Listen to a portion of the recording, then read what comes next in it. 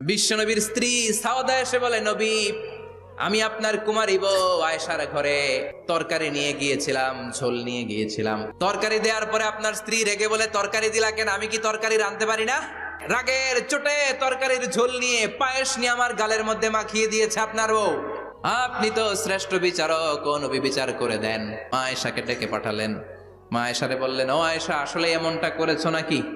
মা এসে বলে, নবী, তখন আমার মেজাজটা বড্ড গরম ছিল, আসলে কাজটা ঠিক হয় নাই, আমারে ক্ষমা করেন। বিশ্বনবী বললেন, আমার আদালতের রায় হচ্ছে কিসাস।